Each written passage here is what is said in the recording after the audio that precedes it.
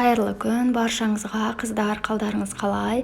Бүгін біз сіздермен картоп пен пирожки дайындайтын боламыз. Барлық ингредиентті көз мөлшермен салдым. Бізге газдалған су, жұмыртқа, 2 кішкентай қасық қант, жарты кішкентай қасық тұз, қамыр қопсытқыш және де күнбағыс майы қажет болады.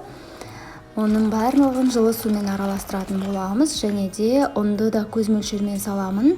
Қолымыз әлсін жабысатын қамыр дайындайтын боламыз. Қазір жақсылап тұрып илеу қажет болады, себебі іртік болмау керек қамырымыздың арасында.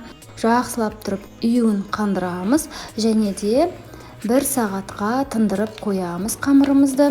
Әрі қарай біз пюре дайындайтын боламыз. Картошкамызды жақсылап аршып, тазалап, жуып, барлығын жақсылап турап, су құйып, және де газымыздың бетіне қоямыздағыны піскенше күтеміз. Тұз да қосып қою керек, себебі ерте пісіп қалу үшін тұз қоссаңыз езіліп жақсы болып піседі. Бізге езілгені қажет, себебі бұл пюре болады бізде.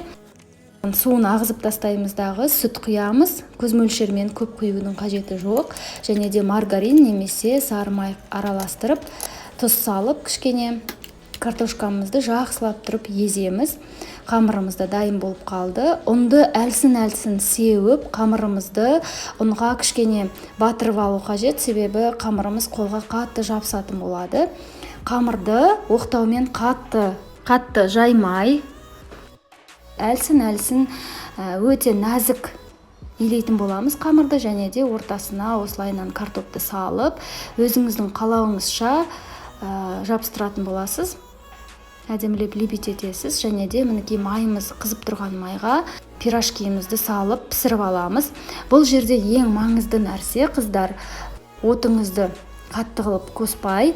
Мысалға, менде 9-ға дейін режим, мен 4-пен 5-пен пісірдім. Яғни, сіз 4-ке 5-ке қойып пісірсеңіз болады. Ал газ болса, газды да орташа қойып қана пісірсеңіз, дәл осындай түстес болу қажет пирожкиіңіз. Себебі пирожкиіңізді тез, жылдам пісіріп алатын болсаңыз, ортасы пісіңкіремей қалады дағы. Пирожкиіңіз ауыр және ортасындағы қамыры шикі болып қалады. Сондықтан да, қыздар, ең маңызды нәрсе отын жайырақ қою керек. Бізде өзімізде бар ғой, бауырсақты тез пісіріп алатын болған соң, біз ойлаймыз, пирожкиді де дәл солай тез пісіру қажет екен деп. Жоқ, олай емес. Пирожкиді өте жай отта пісіретін боламыз, қыздар. Сондықтан сол ең маңызды нәрсе. Мінекей осылайынан әдемілеп тұрып, барлық жағы піскенше күтеміз. Кәдімгідей бір 5, 6, 7 минуттай піседі. Сіздер қорықпаңыздар, солайынан пирожки ұзақ пісу қажет. Ал мінекей бауырсақты жылдам пісіріп алғандарыңыз жөн болады. Міне бізде пирожкиіміз дайын болды. Ортасындағы пюресі де өте дәмді болып шықты. Тестасы да піскен, бауырсақтарымыз да жұп-жұмсақ.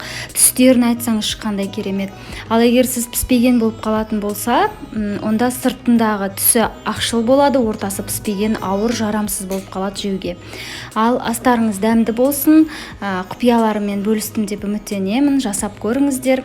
Сіздермен бірге болған Жанка. Рахмет баршаңызға, назарларыңызға.